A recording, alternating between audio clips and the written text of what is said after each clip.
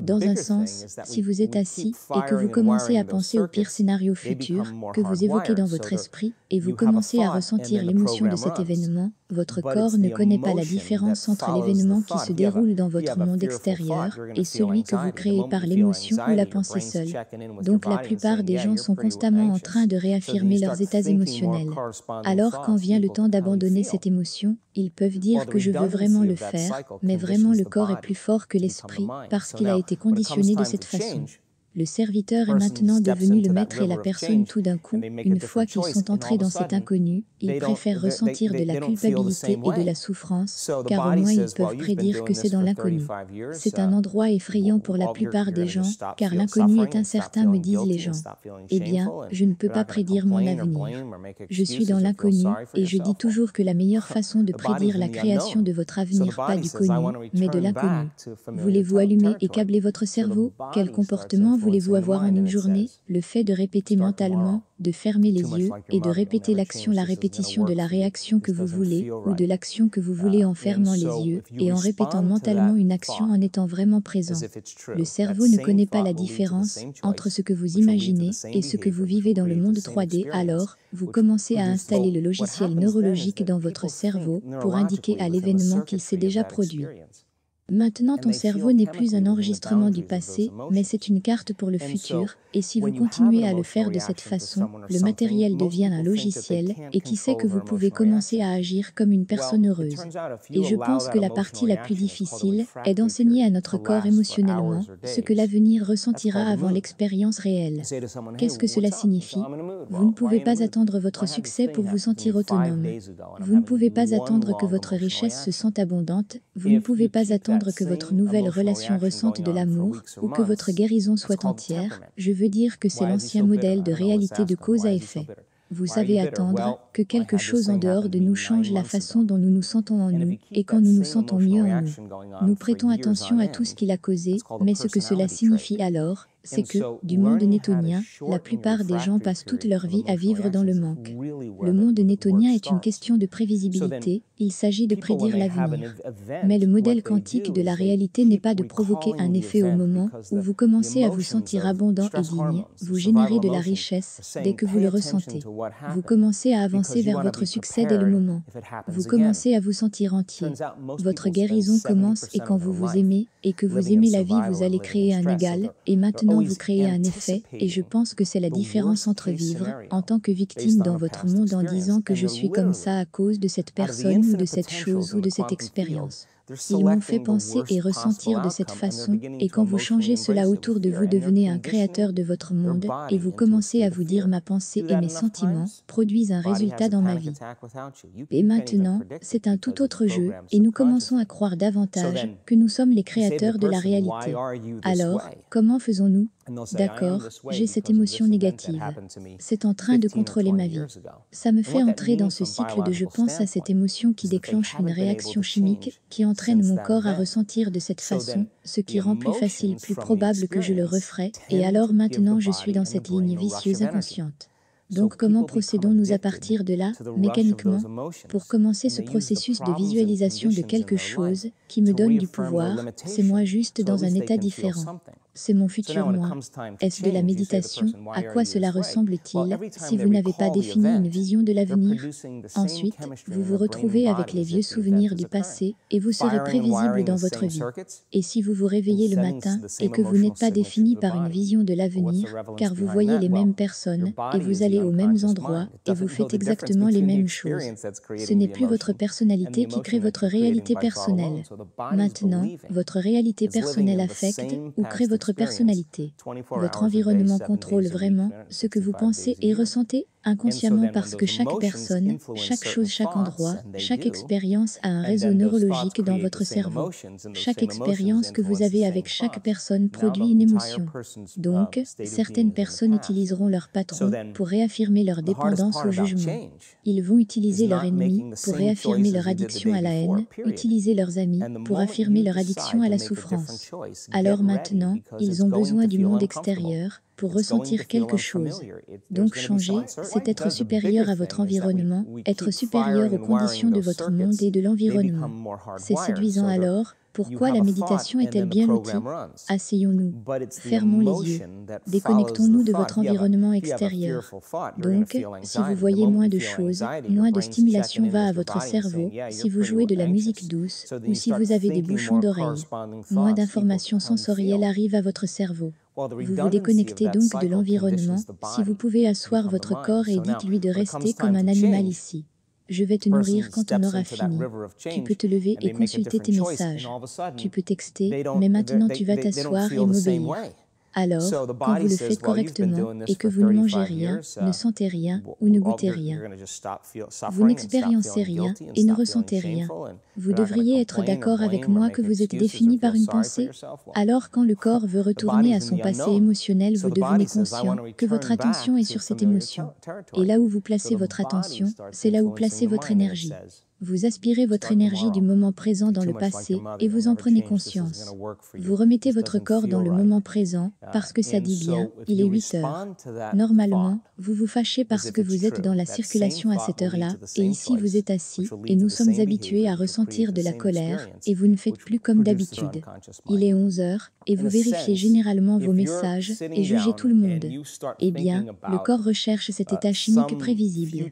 Chaque fois que vous prenez conscience que vous faites cela et que votre corps a envie de ces émotions, vous le réinstallez dans le moment présent. Vous dites au corps qu'il n'est plus le cerveau et que vous êtes le cerveau et maintenant votre volonté devient plus grande que le programme et si vous continuez à le faire encore et encore et encore, tout comme la formation d'un étalon ou d'un chien. Ça va juste dire je vais m'asseoir et le moment arrivera quand le corps ne sera plus le cerveau quand il se soumettra finalement. Il y a une libération d'énergie, on passe de la particule à l'onde, de la matière à l'énergie, et on se libère des chaînes de ces émotions qui nous gardent dans le passé familier, et nous l'avons vu des milliers de fois. En fait, nous pouvons réellement le prédire maintenant sur un scan cérébral. C'est super intéressant. Allons un peu plus loin.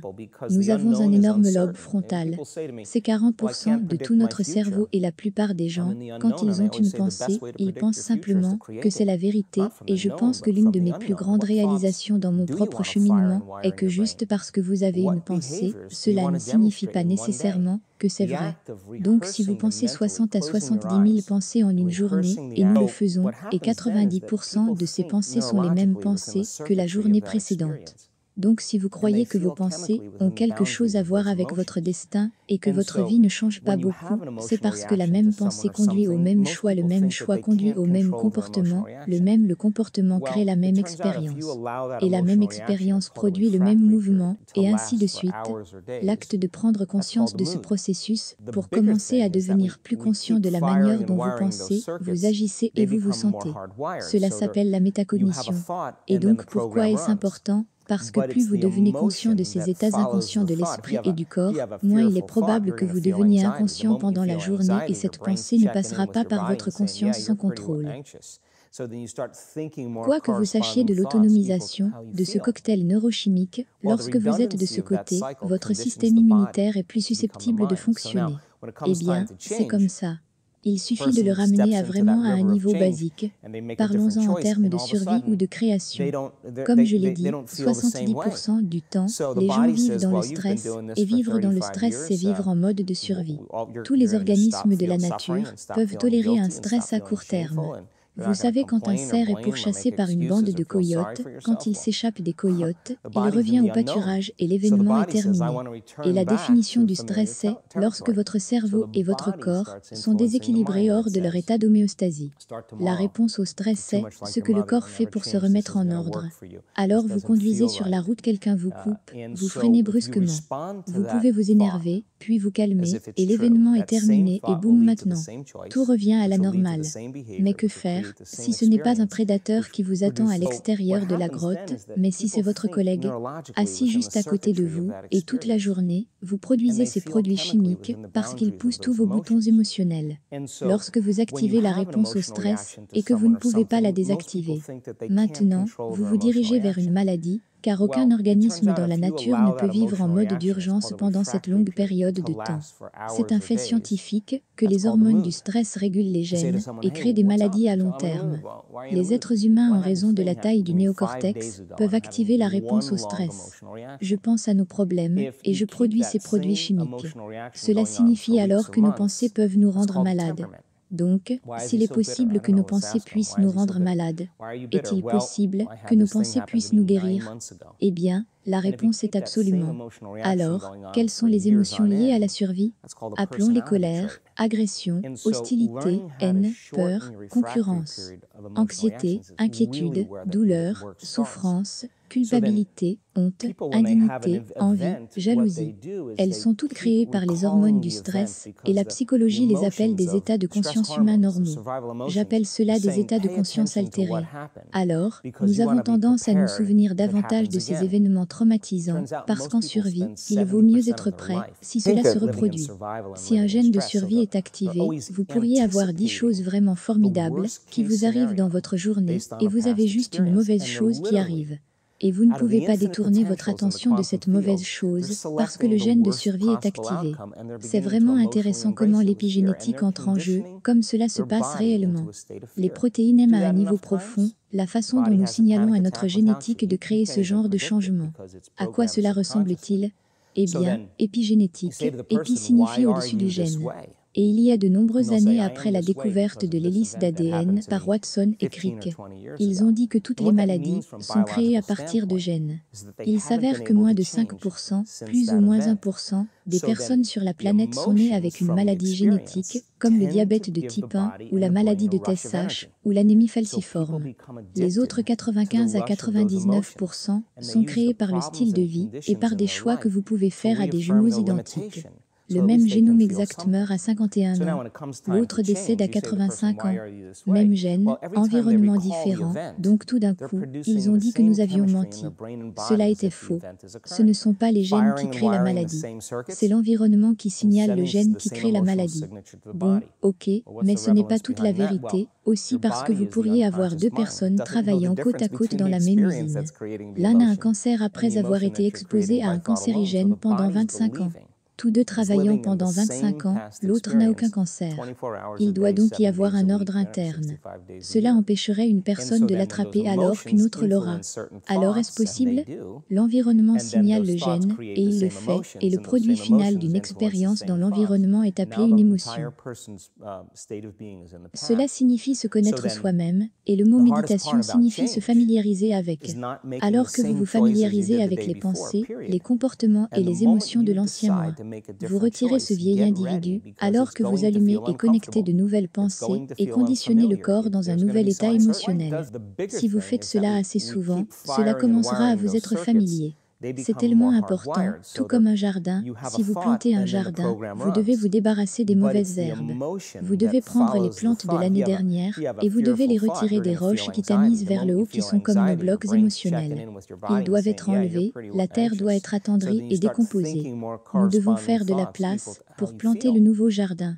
Donc, nous apprenons le plus sur nous-mêmes et d'autres quand nous sommes mal à l'aise, parce que le moment où vous passez dans cet état inconfortable, normalement un programme se met en marche. Lorsque ce programme se déclenche, parce que la personne ne veut pas être dans le moment présent et veut l'engager consciemment.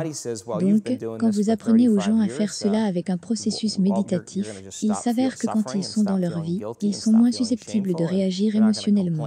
Ils sont moins susceptibles d'être si rigides et croient que les pensées qu'ils pensaient sont plus conscientes lorsqu'ils retournent inconscients dans une habitude.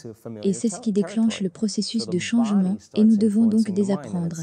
Avant de réapprendre, nous devons briser l'habitude de l'ancien moi avant de réinventer un nouveau moi. Nous devons présynchroniser les connexions et faire germer de nouvelles connexions. Nous devons décabler, rallumer et recabler. Nous devons reconnecter le corps à un nouvel esprit dans une nouvelle émotion, comme le programme et la reprogrammation qui est l'acte, et c'est un processus en 2 étapes. Les gens peuvent dire, vous savez, j'ai un déséquilibre chimique dans mon cerveau. Oui, mon père était vraiment autoritaire, il était perfectionniste. Voilà pourquoi je suis ce que je suis. Vous savez, les gens trouvent toujours des trucs pour s'excuser. La perspicacité est en fait en train de leur donner la permission de rester limités, et c'est une idée incroyable, car ils vous diront qu'ils veulent vraiment surmonter leur anxiété. Mais ok, prenons votre ex-mari, mettons-le dans une camisole de force, mettons-lui du ruban adhésif et envoyons-le sur la Lune. Qu'allez-vous faire maintenant? Il vous reste toujours à changer. Et donc l'ennemi de la personne meurt, ou il y a quelque chose qui change dans leur vie. Et cette personne est partie. Ils trouveront une autre personne à détester. C'est ainsi que nous fonctionnons, en tant qu'êtres humains. On glisse juste une autre raison de ressentir ces émotions. Donc je pense que quand les gens commencent à comprendre cela, la connaissance est le pouvoir, mais la connaissance de vous-même est l'autonomisation de soi. Alors, combien de cela s'apprend-il vraiment? Il suffit de considérer qu'il y a des émotions négatives qui ont une neurochimie négative associée, et si vous vivez dans un état perpétuel d'hormones de stress, vous déclenchez des maladies. Ensuite, il y a l'autre côté de cette compréhension, il y a tout cet autre côté d'énergie positive, dont le bonheur et la joie. Pouvez-vous signaler le gène avant l'environnement en embrassant une émotion élevée? Nous avons fait des recherches là-dessus, où nous avons mesuré 7500 expressions génétiques différentes dans un groupe de personnes. Ils sont venus à un événement avancé pendant 4 jours, et nous leur avons fait faire une méditation assise, une méditation marchée, une méditation couchée, une méditation debout, et au bout de 4 jours, juste 4 jours, les 8 gènes communs ont été régulés à la hausse. 2 gènes pour supprimer les cellules cancéreuses et la croissance tumorale. 2 gènes pour la neurogenèse, la croissance de nouveaux neurones en réponse à de nouvelles expériences, de l'apprentissage et du gène qui signale les cellules souches. Pour aller dans les zones endommagées et les réparer, le gène du stress oxydatif a été régulé à la hausse. Nous avons commencé à voir tous ces gènes qui sont très sains, causer à leur corps de s'épanouir. Imaginez si les gens faisaient ça pendant 3 mois. Nous avons également mesuré les télomères, le petit lacet sur la fin de l'ADN, qui nous indique notre âge biologique. Nous avons demandé aux gens de faire de la méditation de travail 5 jours sur 7 pendant 60 jours.